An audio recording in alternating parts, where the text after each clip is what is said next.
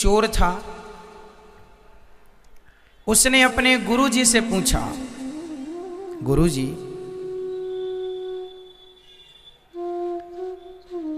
मेरा विवाह कब होगा? गुरुजी ने कहा, बेटा तेरा विवाह तो होगा उस दिन जिस दिन से ठीक तेरा विवाह रात को होगा और सवेरे तुझे फांसी हो जाएगी। जिस दिन तेरी फांसी निश्चित होगी, फांसी निश्चित होने के बाद तेरा विवाह निश्चित होगा। चोर ने कहा कि जब फांसी निश्चित हो जाएगी तो फिर विवाह करेगा कौन? बोले नहीं, ऐसे ही लिखा है तेरे भाग्य में। अब वो चोर तो चोर था, चोरी करना उसने छोड़ दी, चोरी नहीं करूंगा, फांसी नहीं लगेगी। मतलब देखो, उसने जान लिया कि मेरे साथ क्या होने वाला है, अब वो सावधान हो रहा है, पर जो होनी है होके रहेगी, पर जो लिख चुका है, जो किस्मत में है, मिलना है तय। एक दिन वहां से राजा की सवारी गुजर रही थी। ये चोर पहले चोरी करता था पर अब नहीं करता। राजा की नजर इस पर पड़ गई। राजा ने कुछ याद किया।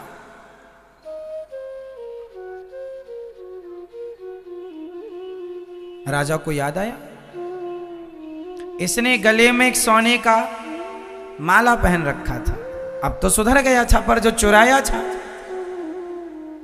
वो तो था ही ना इसके पास। राजा ने देखा किसके गले में माला है, ये माला तो मेरा है। इसने कभी राजा का माला चुराया होगा। राजा ने पकड़ लिया, बुलाया दरबार में, तेरे पास माला कहां से आया?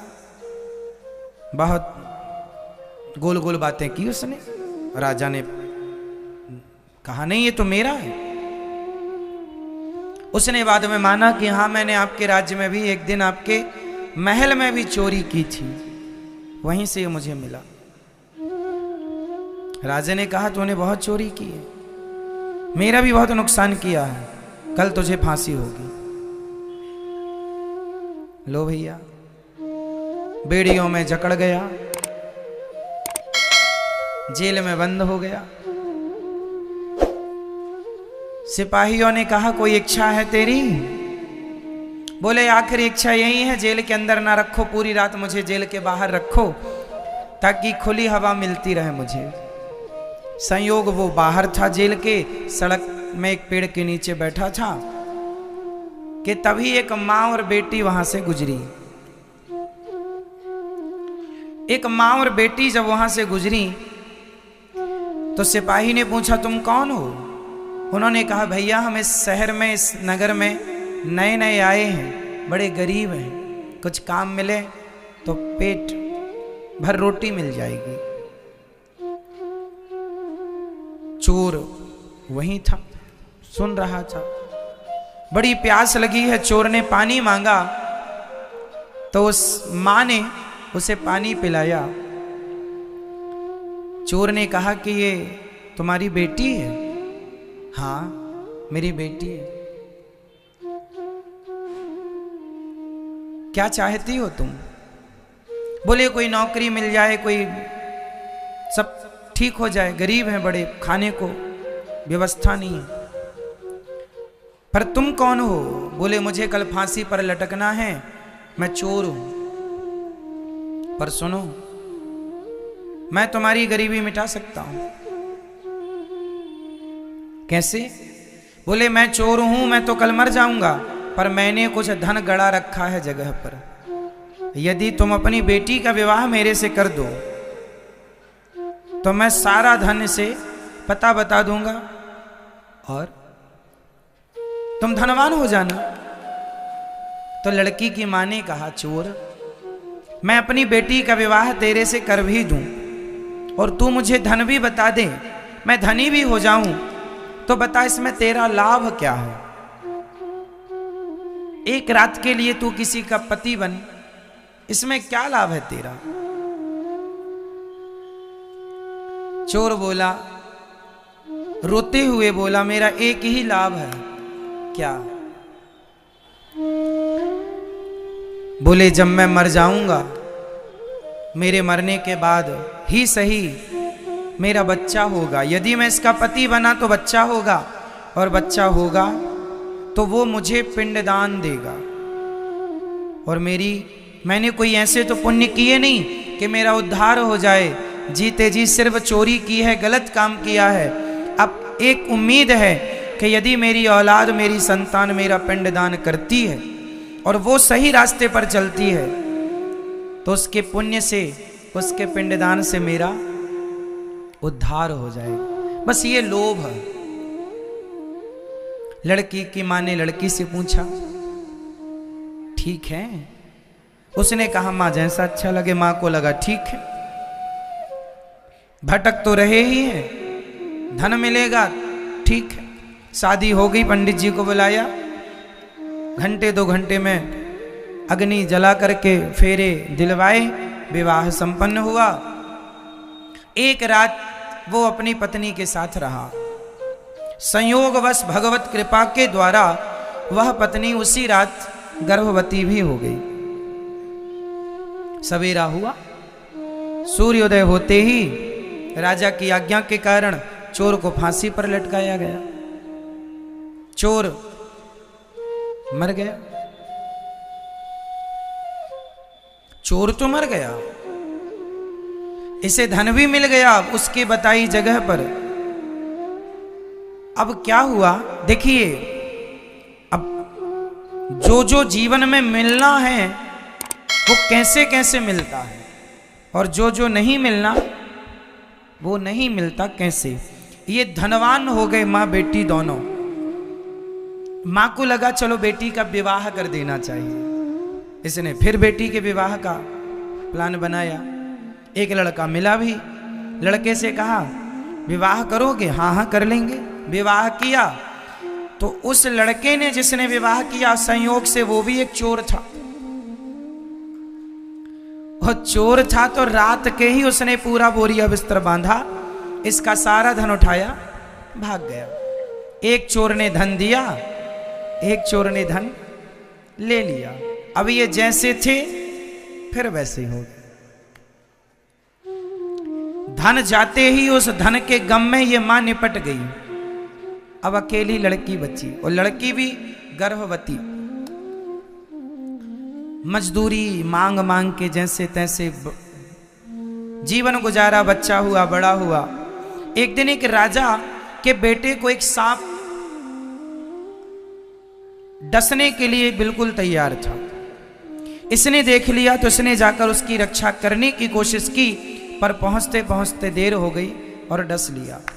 राजकुमार मर गया, परंतु जान बचाने के लिए इसने अपनी जान जोखिम में डाली। राजा ने देखा, राजा ने कहा तू मेरा बेटा। ये राजगद्दी पर चला गया, राजा हो गया।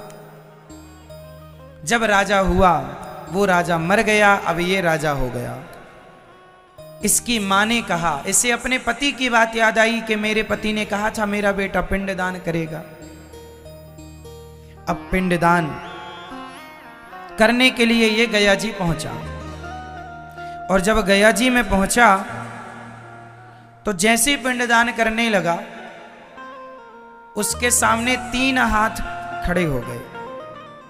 एक हाथ इसके पिता का, एक हाथ उस चोर का जो चुरा के भागा, पर एक रात के लिए वो भी पति तो बना, और तीसरा वो राजा जिसने अपने पुत्र की जगह इसे गोद लेकर अपना राज्य दिया। वो 3 हाथ। अब आप लोग उत्तर दो, वो बेटा उन 3 हाथों में किस हाथ में पिंड दे? बताओ, किस हाथ में पिंड देना चाहिए? उसका असली पिता कौन हुआ?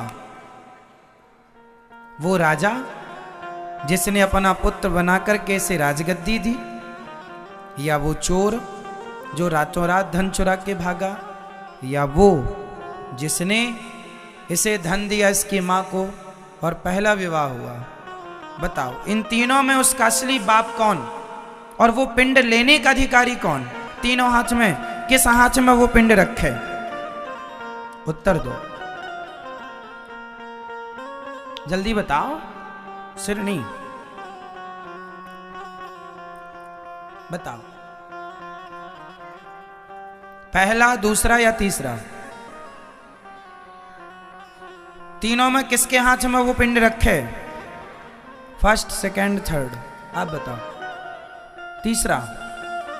ऐसे और भी वीडियो देखने के लिए आज ही सब्सक्राइब कीजिए अनिरुद्ध दास चैनल। इनकी तरफ से तीसरा, आपकी तरफ से पहला, और किसकी तरफ से क्या बोलना है? अच्छा दूसरा भी, दादाजी कह रहे हैं दूसरा भी है, जिंदाबाद। तीसरा सही उत्तर है पहला। क्यों? क्योंकि वही इसका असली बाप है। और भले वो मर गया सवेरा होते ही, परंतु उसी ने संकल्प, उसी ने सपना देखा था कि मेरा पुत्र मेरे लिए पिंडदान करे। इसलिए बाकी तो सब धर्म के हैं, धर्म में मानते चले गए, धर्म की बेटी, धर्म का बेटा, ठीक है, उनके भी अपने कर्तव्य हैं, ठीक है, पर पहला पिंड लेने का अधिकारी वही है। बाद में फिर ये किसी को भी दे, कोई आपत्ति नहीं। अर्थ क्या निकला इस कहानी का? इस कथा से ये सीख मिली कि हमारे जीवन में कितना भी उतार और चढ़ाव आए और आएगा, कब आदमी राजा से रंक हो जाए और कब रंक से राजा हो जाए, तुम्हारी किस्मत ना हम तय करते हैं ना पड़ोसी। आपकी किस्मत, आपका भाग्य आप स्वयं बनाते हैं। और जो आप यहाँ बैठे हैं, आपका भाग्य पहले ही लिख चुका है कि आपको ये आगे मिलेगा। इसलिए जो मिल रहा है वो हमारे कर्मों का फल है और भगवान की कृपा से उसे लेकर प्रसन्न ही रहना।